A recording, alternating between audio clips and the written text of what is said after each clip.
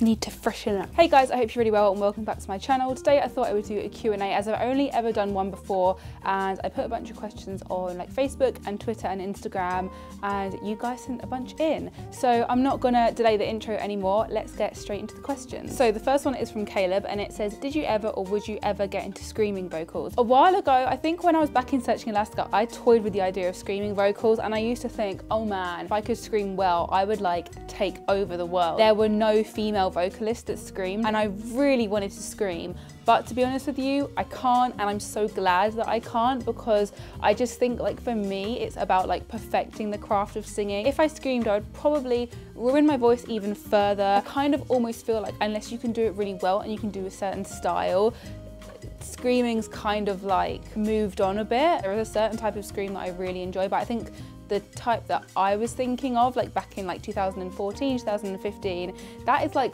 way gone, and that would not have any place here, and it would not have any place with me especially. How do you work out vocal arrangements that don't naturally suit your voice? Obviously I get this a lot with the kind of bands that I cover. A lot of them just aren't made for vocals like mine, and to be honest, I actually really enjoy that, and that's where I got a lot of my confidence on YouTube. People that were not my age group, when I started off on YouTube and I did all the Amity covers, I had loads of people messaging me like, oh my god, you've completely transformed this and you've made this song, like I can now hear the lyrics and you've made it really relatable. So that was really cool. In terms of actually making them, I literally just go with what I think sounds good. Like you would when you write a song. You've got the chords in front of you and you can hear it and you know what's gonna work and you know what can't. I'll never wanna take a part of a song which is meant to be really over the top and really huge and like make it really boring. Do you plan being a YouTuber long term?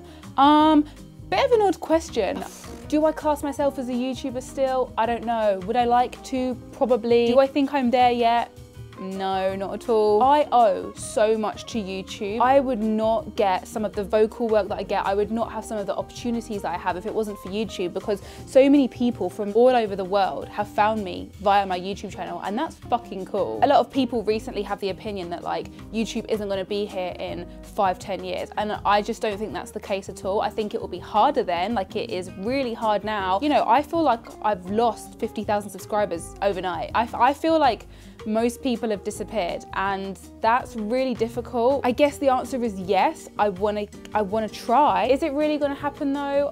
I don't know. I like to think that I'd at least still be making music. Right now, that's what I want, but will YouTube give me that platform, and will YouTube give my content to my subscribers? Because I don't feel like it's doing that at the moment, and I don't know, because if it's bad now, what's it gonna be like further on? What's the best thing about meeting fans? So the best thing about meeting fans is just meeting people in general. I don't know, that's like a really obvious answer. I have a really great memory from when I went to go see Architects at Ali Pali. I think it was this year, yeah, right at the beginning of this year. You know, we drove down from the Midlands, we made a day of it. It was easily like one of the most memorable gigs I've ever been to, and that's because of the people I met. We first went to a Wetherspoons to grab some drinks.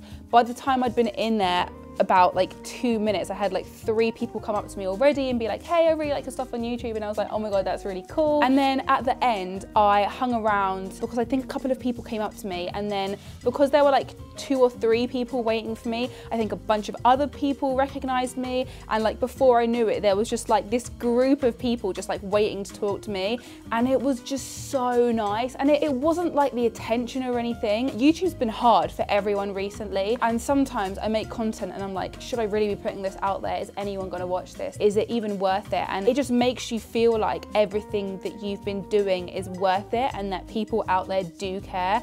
And that's probably the best thing. Just being able to give someone a hug and just like saying thank you so much for supporting me. It's really cool. And doing it at like a gig or like at a music environment, yeah, there's just nothing like it. Any plans on releasing some or more original content and vlogging? So with vlogging, it's something I really enjoy doing, and it's something I have enjoyed doing for a while, but I feel like people just don't want to see it, or they say that they do and then they don't watch it, and whether that's like an algorithm thing or not, I don't know. I'll always try and vlog, it's just that I think sometimes the feeling of, oh, no one's watching this, that can just kind of outweigh the motivation to actually do it. In terms of original content, there will be some coming very soon. I know I've got a bunch of questions about original content, so if someone specifies a little bit more, then we'll talk about it. How did you get into heavy music? So I actually got into heavy music from my sister and also from a group of people at school. Now this is gonna sound real cringy, but it's honestly the truth. So at school there was a group of guys who I just got on really well with,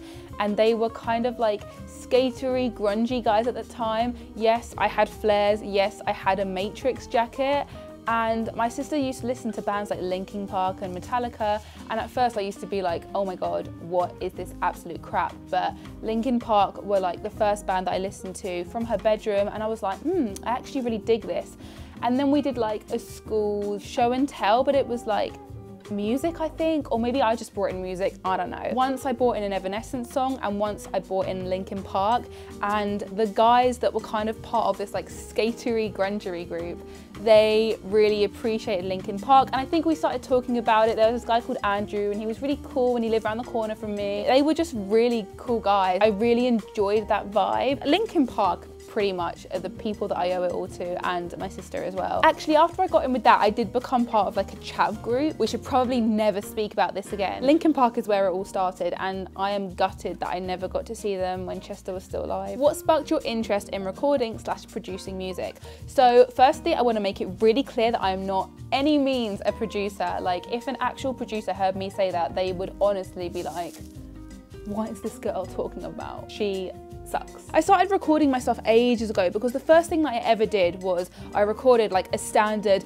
webcam built into your iMac. I saved up all my money to buy like this really cheap little like USB microphone, which was awful quality. So I started saving up and buying more and upgrading my equipment, and it just kind of went from there. Because I had the equipment to do it, I went from vocals to being like, oh, I can actually probably record my guitar as well and then do separate tracks, and it will sound a bit better than just, you know, trying to do the same video 50,000 times every time. I'm so glad that I do it all myself now, because, you know, there are some people that I know that they physically can't because they have to pay for recording time, or they have to get friends to help them record stuff, or, you know, they just don't know how to do it. And to me that is so alien, because if I wasn't able to do any of it myself, I literally wouldn't be able to record. It was just something that I just had to do if I wanted to do recording and YouTube and things like that. Other than being an absolute bundle of fun, how has the addition of Theo to the family affected your life? Are you enjoying the dog mum life?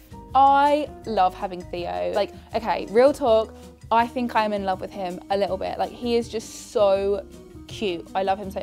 I was actually going to bring him up here for the Q&A, but we don't have him on the bed or in the bedroom, and sometimes when we do in the morning, if I'm like, Matthew, can you please bring Theo up here so I can have a cuddle? I don't think he enjoys staying on the bed because like he wants to get down and stuff, so I didn't bring him up here. I really like going to the park with him in the evening, which is cool because I get to go out and I get to walk. It's also just nice having someone there, like, you know, every now and again Matt will go out, or I spend a lot of my time at home now, so it can get lonely and it can suck a little bit, and rather than just me having like chocolate and tea and Netflix, I've got a little bundle of joy that comes up and sits on the side of me and just cuddles up, and it is the sweetest thing ever. 10 out of 10, would recommend your own mini sauce. Who are your biggest inspirations musically? Do you know what, this is a hard one, because when it comes to like favorites and things, you know, things like favorites, I really struggle because I can never think of one specific thing. I've always been a huge fan of Sam Carter from Architects,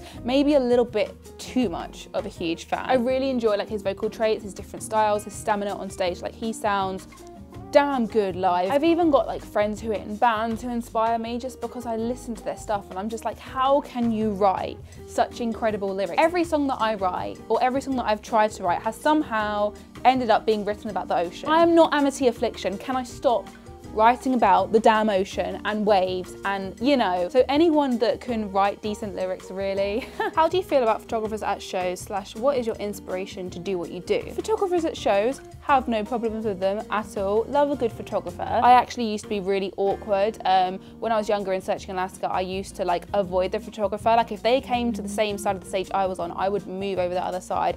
And that was just to my own insecurities, but I'm fine now. So you can take photos of me and it's totally fine. My inspiration to do what I do, I'll be honest, it's a bit of a hard one at the moment. I don't really know if I have much, and that's only because I've been in like a bit of a slump recently. I do find myself getting out of it, and it's really cool to like, you know, watch my friends succeeding and stuff, and I guess in a way that is my inspiration, because you're like, damn, they're doing so good. They've got their own thing going on, and that's amazing. Like Andrew Boehner, for example, like he has found his thing, and he is so sick at it. He's found what works for him on YouTube and it's doing so well for him, and that is awesome to see. And I kind of just feel like I want to find my thing, whatever that might be. I guess stuff like that, watching my friends succeed and do all this cool stuff, and I'm like, damn, I want to be that cool. Favorite makeup trends, products, methods at the mo. A true queen who slays, need to help us peasant folk.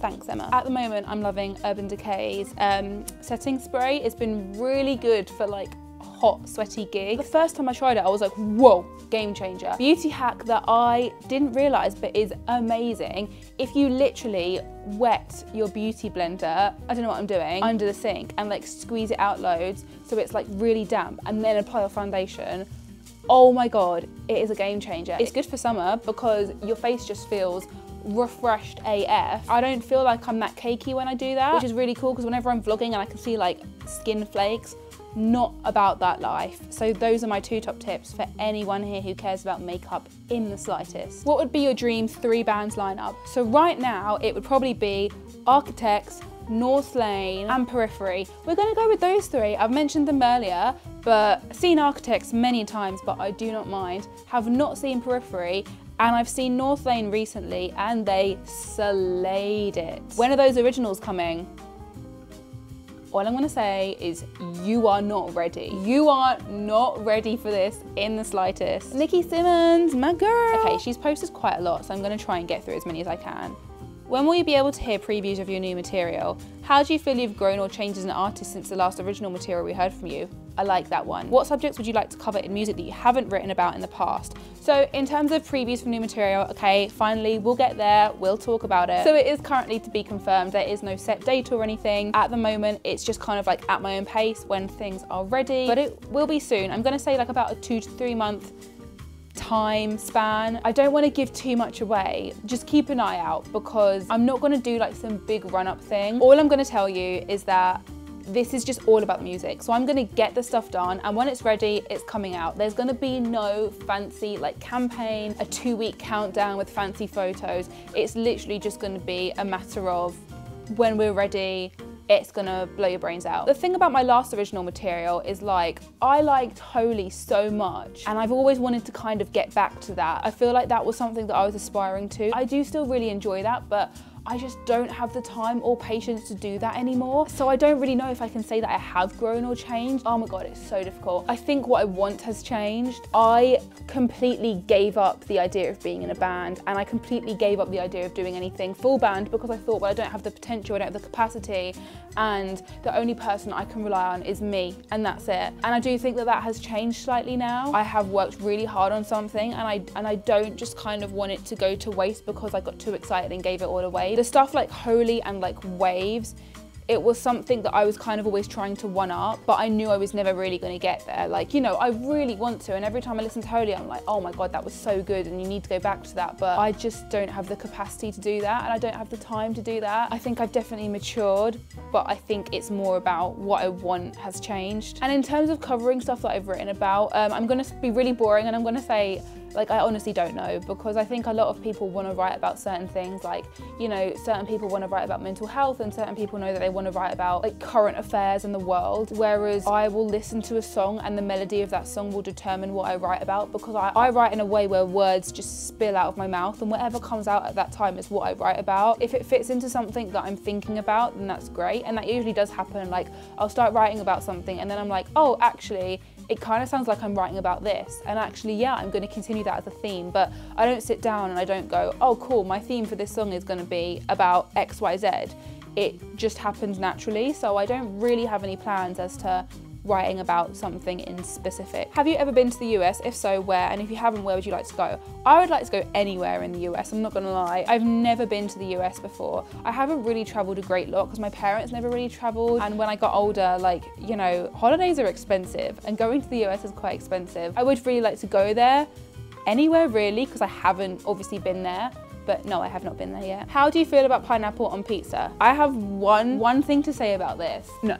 Just no. Bin it, put it in the bin. Which band would you most like to duet with? I know I'm talking about them a lot, but I think number 1 would be North Lane, just because Marcus's voice is just so good. Another one would possibly be Being as an Ocean. I just feel like a female vocalist on one of their songs could be potentially really cool. It will never happen with either band. I just feel like vocally, my voice would work really well with either of those bands, possibly. Favorite gig you've been to? Easily Alexandra Palace, Architect. If you had a chance to perform live with any one band artist, who would it be? I'm not gonna say North Lane. I'm not gonna say North Lane because I've already said that a million times. Oh, I kind of want to say Architects again because I just really enjoy Sam Carter. Ooh, Linkin Park. But I would feel kind of bad because I would want to perform with Chester. Like, I wouldn't want to replace Chester singing. I would want to perform with Chester. What is your future plans in YouTube? More covers or something new? Ooh. My future plans on YouTube are just to keep doing what I'm doing. Like I said earlier, I want to find my thing. I don't know what that is yet. Maybe I will stumble over it soon. Maybe I will release some new music and that will be my thing. I think my plans for YouTube are just to kind of keep going,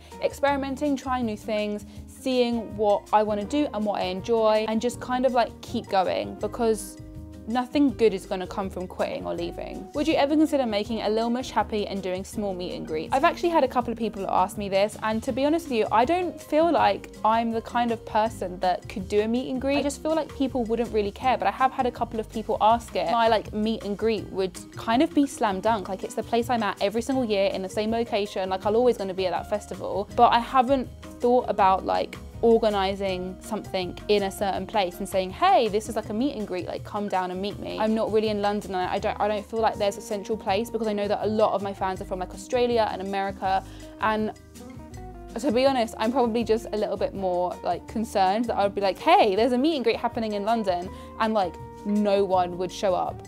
That would be kind of embarrassing. Are you doing a meet and greet or a tour soon? So meet and greets we just covered. Touring?